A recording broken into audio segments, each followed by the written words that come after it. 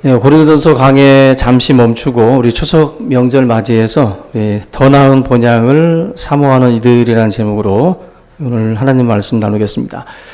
우리 내일이면 이제 추석인데요. 이제 추석은 사실 우리 추수감사 한국적인 추수감사절이라고 볼 수가 있습니다. 한 해 열매를 거두기 위해서 땀 흘려 수고했던 분들과 또 이 모든 것들을 허락하신 하나님의 은혜에 또 우리 감사하는 그 시간으로 이 추석 명절을 또 우리가 잘 보내셔야 되는데, 우리 나라 인구 절반 이상이 대이동을 하는 그런 그 명절인데요.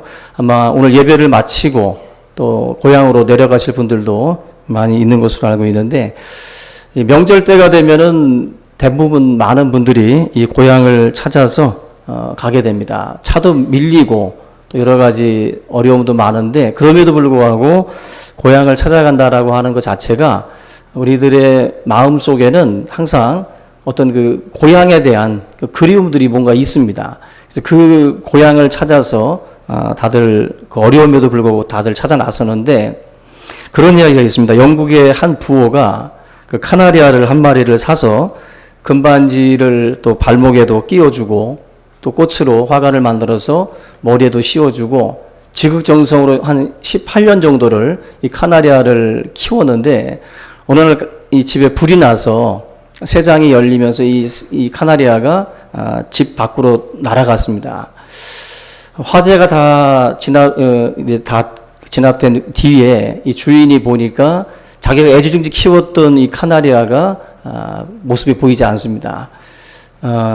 사람도 그렇고 동물도 그렇고 이렇게 수십 년을 키우면 가족과 같겠죠. 그래서 이 카나리아를 이제 찾기 위해서 동분서주를 하게 되는데, 결국 이 아프리카, 이 키네아라고 하는 지방에서 이 카나리아를 발견을 합니다. 결국 이 카나리아를 같이 데리고 다시 본 집으로 돌아왔는데, 이 카나리아가 어떻게 해서 아프리카 이 키네아 지방까지, 거기 4,800km가 떨어져 있는 이 지역까지 날아갔을까?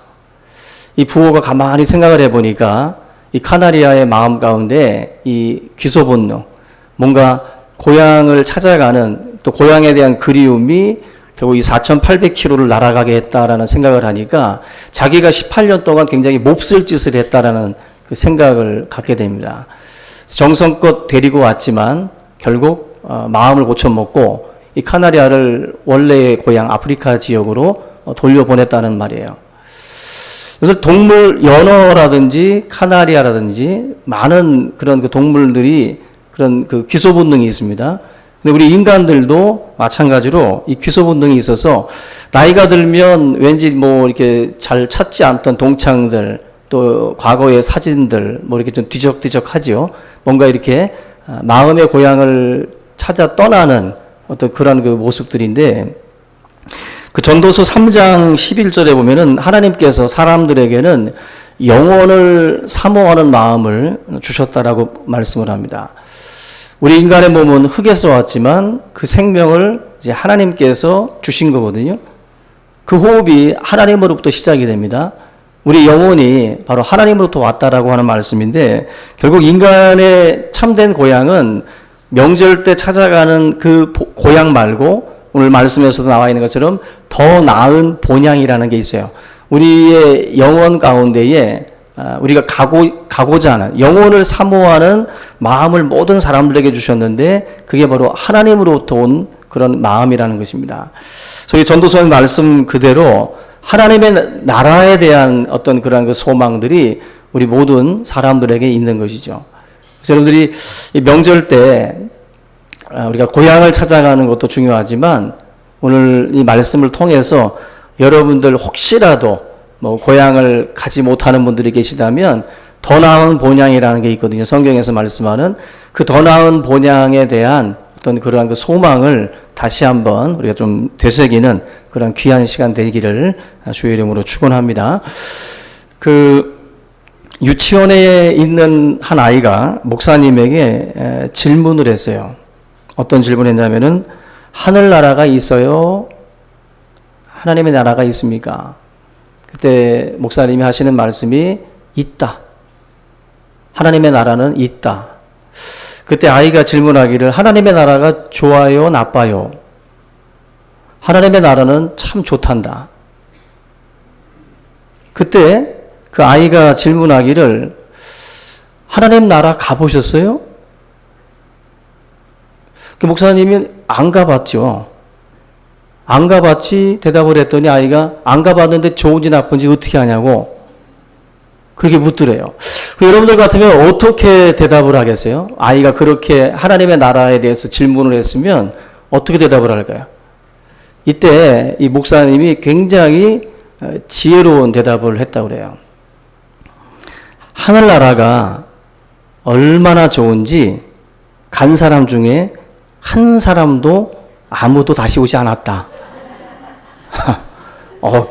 굉장히 지혜로운 대답이죠. 여러분들 우리 아이들이 하나님의 나라에 대해서 질문을 하면 아마 이렇게 지혜롭게 대답할 필요가 있겠죠. 하나님의 나라는 사실 우리 모든 성도들이 최종적으로 추구하는 목표입니다. 고상한 척하고 천국에 대한 그 믿음을 값싼 신앙인 것처럼 생각을 하는 것은 그건 잘못된 신앙이에요.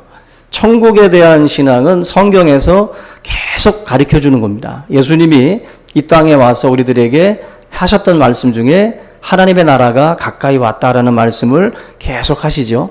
그래서 이 천국에 대한 소망은 값싼 신앙이 아니라 굉장히 귀한 신앙이에요. 여러분들이 다시 한번 이 하나님의 나라에 대한 어떤 그 소망을 좀 붙들기 바랍니다.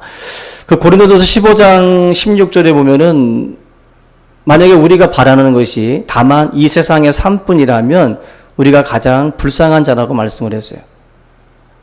여러분 우리가 만약에 이 땅의 삶이 다라면 하나님의 어떤 이 교회 안에서 신앙생활하고 있는 저와 여러분들은 이 세상 가운데서 가장 불쌍한 사람입니다. 근데 정말 하나님의 나라가 있다면 우리의 이 소망은 헛된 것이 아니고 가장 가치로운 거죠.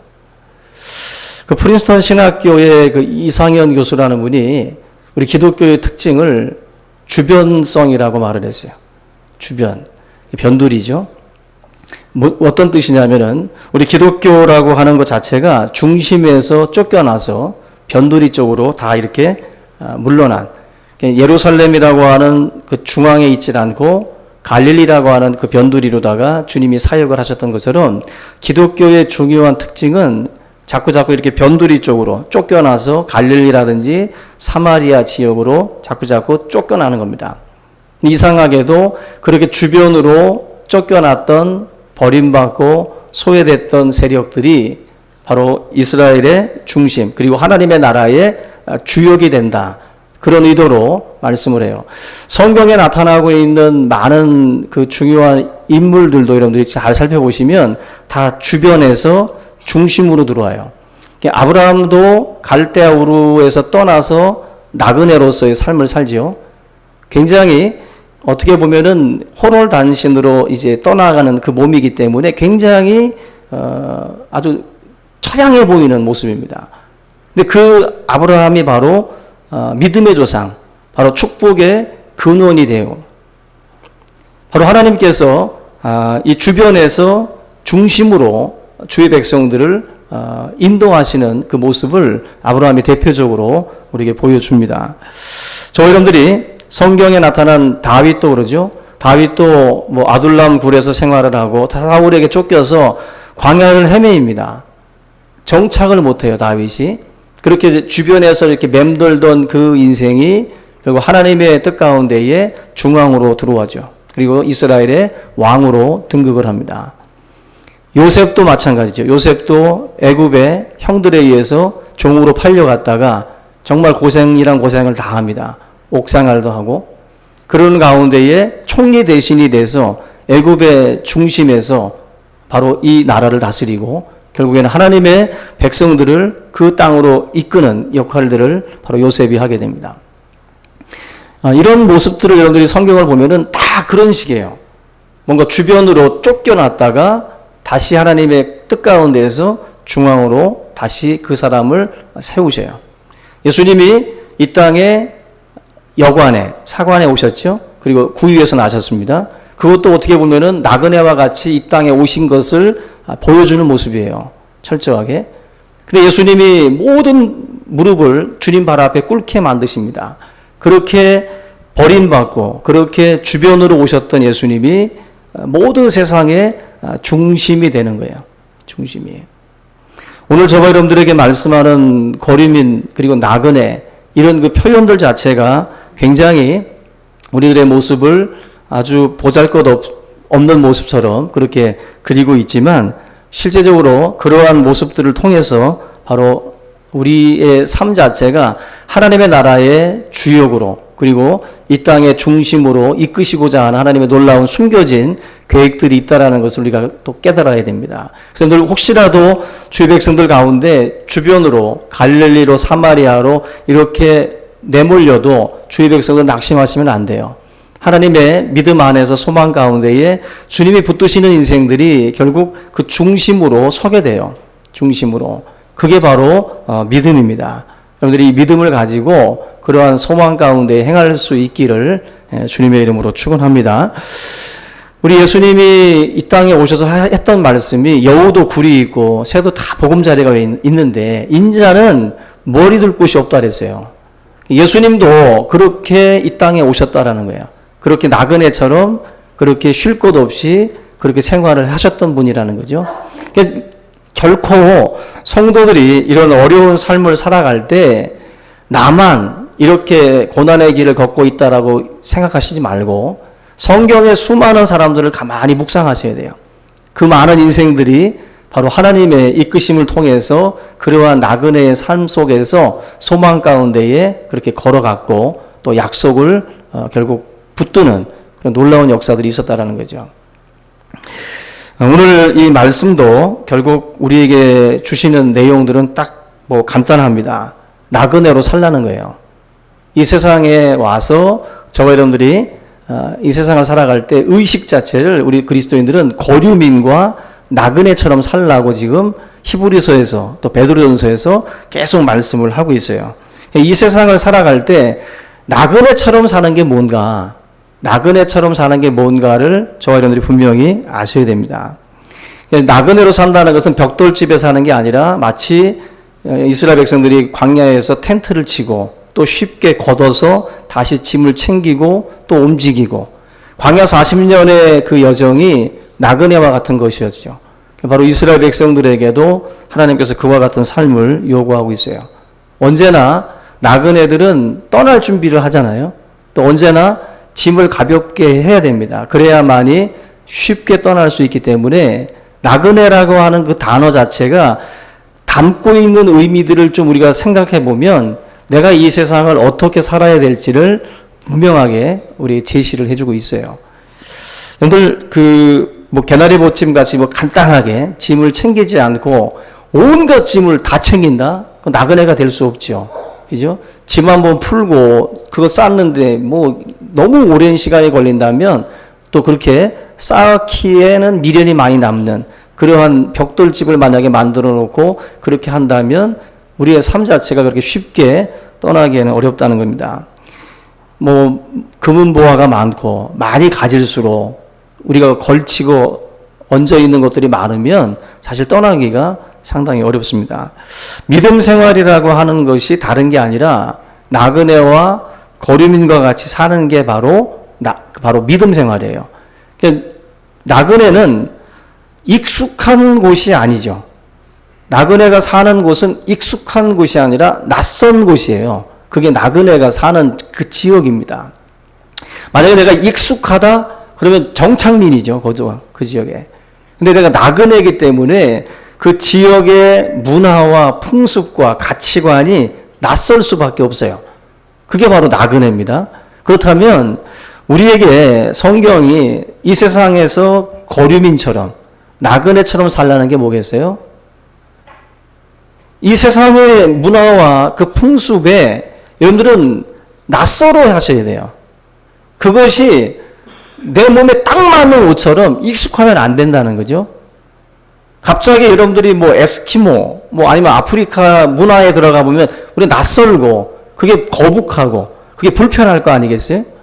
그게 나그네죠.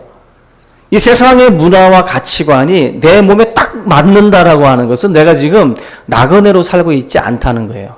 영원히 살 것처럼 우리가 이 세상을 살고 있기 때문에 세상에 이 하나님의 나라에 대한 소망이 없이 사니까 세상의 가치관이나 이 문화가 내 몸에 딱 맞는 거예요.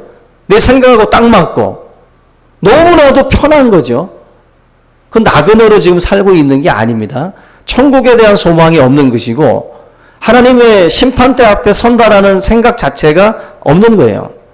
그게 없기 때문에 너무나도 세상 사람들이 말하고 있는 그 생각처럼 살아도 불편함이 없고 전혀 꺼리낌이 없고 주님 다시 오신다는 거 확신합니까? 하나님의 심판대 앞에 저와 여러분들 다시 선다라는 거 그 분명히 그 확신하십니까? 그거 확신하시면은 저와 여러분들 이 세상을 그렇게 익숙한 몸, 이 옷을 입은 것처럼 살 수 없어요. 세상 사람들이 조언해주는 그대로 다 걸치고 다 받아들이고 살 수 없습니다.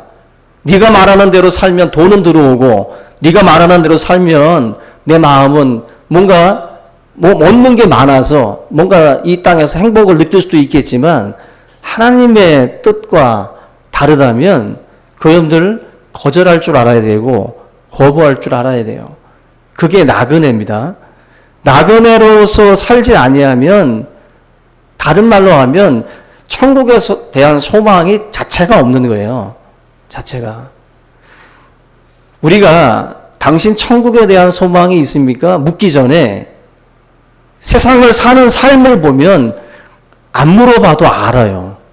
안 물어봐도 그분이 지금 천국을 소망하고 사는지 아니면 이 땅이 다라고 생각하고 그저 인맥 쌓으려고 교회 나오고 그저 외로워서 나오고 그저 이 땅에서 잠시 교제 나누기 위해서 교회를 나오는지 하나님의 나라에 대한 소망 속에 살고 있는지 그게 다 드러나는 거예요. 반드시 저와 여러분들이 나그네로서의 삶을 사셔야 돼요. 그래서 세상의 방식이 낯설고 세상의 가치관이 낯설어야 돼요. 그것이 거북해야 된다고. 여러분들 그 남자들 군대 가면은요 엄청난 음담패설들을 많이 해요. 특별히 훈련소에서 훈련 받고 나면 앉아가지고 정말 온갖 이야기들 다 합니다. 근데 그걸 들을 때 거북해야 되겠죠. 거북하고 그러한 이 삶 자체가 불편해야 되고 거짓되고 불의한 것들을 이야기할 때 그게 편하게 다가오면 안 돼요. 그 방식을 거절할 줄 알아야 되는데 그걸 그냥 제 몸에 맞는 옷처럼 그렇게 받아들이고 있는 것 자체가 소망이 없다라는 겁니다. 소망이. 그 노자의 그 사상 중에 그 공성이불거라는 사상이 있어요. 쉽게 말하면 공을 쌓고 나중에 그 공 자체를 한마디로 받으려고 하지 말고 떠나라는 거예요. 떠나라. 여러분들 예전에 제가 한번 비유를 한 적이 있는데 예전에 영화 중에 뭐 석양의 무법자, 세인, 뭐 튜니티라는 시리즈도 있었는데 형제끼리 나오는 그런 서양 그 개척시대 영화를 보면은요 그 시끄럽던 그 마을에 주인공 하나가 탁 나타나가지고 그 마을 주민들을 탁 도와주죠. 그리고 악당들을 탁 쫓아내고 물리치고 그리고 마을이 평화로워집니다. 그때 마을 주민들이 우리 마을에 뭐 보안관이 돼달라, 우리 마을에 좀 계속 같이 살자고 붙들어요. 근데 어떻게 하죠? 주인공들이 다 뿌리치고 그리고 말 타고 먼지가 쫙 깔리는 데서 와와와 하면서 쫙 떠나죠. 그죠? 그거 보면서 어떤 느낌 받으셨어요? 야, 멋있다. 멋있다. 여러분들 만약에 보안관 배지 달아주고 코트 걸쳐주고 뭐 걸쳐주면서 뭐 얹으면은요 떠나기 힘들어져요. 그죠? 그거 다 받기 전에 떠나는 거예요. 떠남으로 해가지고 다 자기가 했던 것들을 잊어버리고 다 떠나는 거죠. 마치 나그네처럼. 우리 그거 영화 보면서 다 멋있다 그러고 뭐 담배 안 피던 시절에도 볼펜이라도 물고 막 클린트 이스트우드처럼 그렇게 했잖아요. 멋있으니까. 그 삶이 멋있으니까 그걸 보고 우리가 동경해서 그렇게 잘근잘근 담배를 씹은 거죠. 왜 그렇습니까? 우리가 이 땅을 살 때도요, 그렇게 뭔가 자기의 공을 그냥 감추고 그렇게 훌훌 떠나는 것 자체를 되게 멋있게 보죠. 근데 사실은 우리 성도들이 살아야 될 삶의 모습이 바로 그거거든요. 그거. 뭔가 우리가 언제든지 우리는 나그네라고 하는 것이다. 나그네라고 하는 생각을 갖고 이 세상을 반드시 살아야 된다. 그래서 가인과 아벨이 있는데 가인의 후예들은 성 쌓는 일에 아주 목숨을 걸었어요. 벽돌로다가 성 쌓는 곳에. 근데 이 아벨, 믿음의 이 자녀들은 천막을 치고 마치 나그네와 같은 삶을 살아갔어요. 여러분들, 우리가 이 세상을 살아갈 때에 어떠한 모습으로 살아야 되는가? 내 몸을 가볍게 하지 아니하고, 어떻게 보면 이제 뭐 집착이라고 할 수 있죠. 뭔가 미련을 가지고 자꾸 그렇게 우리가 이 땅의 모든 것들을 마치 건 인생처럼 그렇게 살면 결코 그 사람의 마음 속에 하나님의 나라는 있다 없다? 없어요. 단언컨대 없습니다. 절대로 그 사람의 마음에 하나님의 나라가 있을 수가 없어요.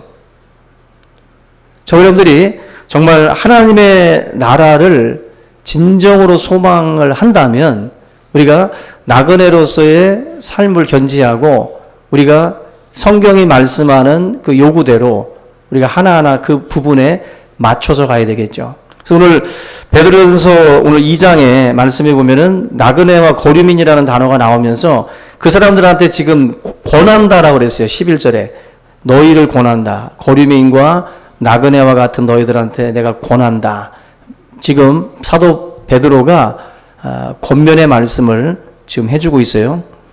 나그네들은 어떻게 살아야 되느냐? 영혼을 거슬러 싸우는 육체의 정욕을 제어하라고 지금 말씀을 합니다.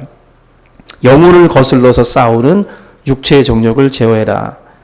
이건 뭐 다른 게 아니라 짐을 가볍게 하라는 거예요. 육체의 정욕이라는 게 욕심이잖아요. 욕심을 제어하라는 게 뭐예요? 너가 너무 많은 그 소유에 집착하지 말라는 거죠. 육체의 정욕을 제어하지 않으면 우리가 소유에 집착하게 되고 더 많은 것들을 자꾸만 가지려고 한다는 거죠. 나그네들에게 베드로가 부탁하는 거는 욕심 부리지 말라는 거예요. 영혼을 거슬러서 육체의 이 욕심을 제어하면서 살아라. 막 이것도 가져가고 저것. 여러분들, 우리가 여행 갈 때도 욕심이 많은 분들은 막 이것저것 다 가져가려고 그러잖아요. 그죠? 그러면 갈 수가 없죠. 최대한 절제하고, 요거는 빼자. 저건 빼자. 이거 잘라내는 게 기술이고 능력이에요. 편집도 기술이잖아요. 그러니까 우리가 이걸 잘라내는 게 기술인 것처럼 삶도 우리가 이 제어하고 절제하는 게 굉장히 중요합니다. 그래서 나그네와 거류민과 같은 사람들한테 지금 그 말씀하는 거예요. 이 NIV 성경에서 나그네를 스트레인저라고 해가지고 이상한 사람, 낯선 사람이라고 그랬어요. 이상한 사람, 낯선 사람. 그냥 나그네는요, 누가 딱 들어왔을 때 거주민들이 보면은 저 낯선 사람이죠. 굉장히 우리랑 다른 거죠. 앞에서 말씀드린 것처럼 이들이 가지고 있었던 문화와 풍습하고 이 낯선 이상한 사람하고는 같을 수가 없는 거예요. 뭔가 자꾸 충돌이 일어나는 거예요. 그게 이상한 사람이에요. 그러니까 여러분들이 세상 속에 들어가 가지고 좀 낯선 그리고 이상한 사람처럼 보일 필요가 있어요. 이상한 사람. 남들이 다 좋다고 하는데도 여러분들은 그거 노 할 수 있어야 돼요. 야, 이거 뒷돈 챙겨 먹어. 노. 낯설죠. 이상하죠. 다 받아들이는데 넌 왜 이러냐는 거죠. 그게 나그네예요. 육체의 정욕을 제어하지 않고 그대로 내 속에서 일어나는 육체의 욕심을 따라 살게 되면 그건 나그네가 아니라는 거예요. 여러분 천국을 소망하신다고 한다면 이 욕심을 버리라는 거죠. 왜? 더 좋은 것 있으니까. 하나님의 나라 더 좋은 것 있으니까 그거 보면서 너 이 땅에서의 욕심 내려놓으라는 거예요. 성도가 욕심껏 살면 믿음 생활 못합니다. 여러분들이 더 남들보다 가지려고 하면 전도 못해요. 여기 양보할 생각 없고 더 가지려고 하고 더 차지하려고 한다면 전도할 수 없습니다. 천국에 대한 소망이 뭘로 드러나야 돼요? 삶으로 드러나야 돼요. 삶으로. 삶 속에서 이 사람의 소망이 이 땅이 아니라 저 하늘에 있음을 우리가 눈으로 보여줘야 되죠. 재림 종말 떠들던 교주들 뒷돈 챙겨서 재산 불리고 완전히 거짓이죠. 여러분의 삶 가운데에 하나님의 나라에 대한 소망이 있다고 한다면 먼저 내려놓으시기 바랍니다. 이 사도 베드로가 말씀을 하는 것처럼 욕심을 내려놓으셔야 돼요. 적당히 우리가 이 세상을 살아갈 적당이라는 게 정말 중요한 단어입니다. 여러분들이 하나님 앞에 만족하는 삶이 없고 일용할 양식 앞에 하루 하나님께 주시는 그 양식 앞에 감사하지 아니하는 삶은 끝없는 욕심 속에서 허덕일 뿐이에요. 오늘 이 나그네와 거류민으로 살라고 하는 이 말씀 꼭 기억하시기 바라고요. 이 제어하다라는 말은 제어한다라는 것은 삼가한다는 거예요. 멀리한다는 겁니다. 삼가하고 멀리한다. 그리고 자제하고 억제한다라는 건데 예수를 믿고 직분받으면 뭐 이러한 육체의 욕심이 사라지는 게 아니에요. 목사 안수 받으면 갑자기 욕심이 싹 사라지나요? 장로 임직 받으면 욕심이 싹 사라져요? 권사 임직 받으면 다 그렇게 사라집니까? 회장으로 임명합니다 하면 딱 사라져요? 아니죠. 절대로 여러분들 육체의 욕심은 직분을 받아도 끊임없이 올라오는 거예요. 목사가 되고 10년이 지나고 20년이 지나도 우리 육체의 욕심은 계속해서 일어나요. 그걸 어떻게 하라고 그랬어요? 삼가하고 자제하고 억제하라는 거예요. 이거는 사라지는 게 아닙니다, 여러분들. 절대로. 신앙생활하면서 우리가 천사가 되지 않습니다, 우리는. 계속해서 끊임없이 싸우는 거예요. 이 육체의 정욕과 함께. 이걸 끊임없이 신앙생활 시작 전부터 시작을 해서 죽는 그 순간까지 성화의 과정이죠. 육체의 이 정욕을 제어하는 과정들. 끊임없이 저와 여러분들이 사는 겁니다. 멀리 하셔야 돼요. 그래서 여러분들 목사가 되고 장로가 되고 권사가 돼도 육체의 정욕을 자극하는 장소에 계속 머물러 있으면 안 돼요. 떠나셔야 돼요. 멀리 하셔야 되고 삼가하셔야지 그런 자리를 뭐 그냥 일주일에 한두 번씩 계속 가고 계속 앉아 있으면서 죄짓지 말아야지. 천만의 말씀. 그 속에 자꾸 들어가고 자꾸 만나고 자꾸 그 속에 여러분들이 교제를 형성하다 보면 넘어지게 돼 있어요. 황진이 앞에서 뭘 지키겠다고. 다 넘어가지. 육체의 정욕은 삼가하고 자제하고 억제하고 피해야 되는 거예요. 그걸 피하지 않고 자기를 마치 테스트하듯이 그 속에서 버티는 것은 어리석은 겁니다. 그래서 지금 이 베드로가 말하는 게 육체의 정욕을 제어하라는 거예요. 브레이크 걸라는 거예요. 가지 마. 멈춰. 그거 제대로 하지 못하면 이 육체의 욕심에 저하는 다 넘어집니다. 그래서 우리가 이러한 것에서 우리가 자유로우려면 다른 게 없어요. 이 성욕의 소욕을 쫓아서 행하는 적극적인 게 필요해요. 뭐냐면 단순히 내가 안 가야지, 내가 그런 곳에 그런 사람 안 만나야지 거기 머물러 있지 말고 성령의 소욕, 성령께서 나를 이끄시는 대로 우리가 순종하고 전도하고 찬양하고 예배하고 봉사하고 섬기고 선교하고 그러한 적극적인 성령의 소욕을 쫓아서 행하셔야 돼요. 그래서 말씀을 우리가 묵상하고 그 말씀 안에서 은혜를 받고 계속해서 무언가 공급되어지지 아니하면 이 육체의 정욕을 제어할 힘이 없어요. 무슨 재간으로 말씀도 읽지 않고 하루 종일 일주일 내내 게임이나 하고 일주일 내내 세상 것 보고 무슨 힘으로 세상을 이기고 무슨 힘으로 육체의 정욕을 제어합니까? 못 이겨요. 어떤 분은 성경책도 안 들고 다녀요. 핸드폰에 성경책이 있다고. 스마트폰에. 천만의 말씀. 말씀 보는 시간이 많겠어요. 그거 가지고 하나님 말씀 묵상하는 시간 적고 기도 시간 적은데 육체의 정욕을 무슨 재간으로 이깁니까? 여러분 공급하는 게 뭔지를 보셔야 돼요. 내 영혼에 지금 채우고 있는 게 뭔가를. 말씀으로 채우지 않고 세상의 것들로 계속 채우고 있으면서도 나는 왜 이렇게 맨날 쓰러지지? 왜 이렇게 맨날 넘어지지? 넘어질 짓을 하고 있으면서도 그걸 모르는 거예요, 지금. 육체의 정욕을 제어하셔야 돼요. 이 브레이크 걸 수 있는 게 뭐겠어요? 말씀을 공급받지 않으면 안 돼요. 목사도 끊임없이 말씀을 듣고 말씀을 봐야 되는 것처럼 여러분들도 마찬가지예요. 밥을 안 먹으면 육체가 힘이 빠지듯이 영혼도 마찬가지예요. 여러분들 영은 하나님의 말씀으로 사는 거예요. 말씀으로. 그거 공급받지 않으면 이 싸움에서 우리는 져요. 대부분. 집니다. 여러분 우리가 하나님의 사람다운 모습으로 세상 속에서 그렇게 살아가면 여러분들 세상이 여러분들을 포기해요. 세상이.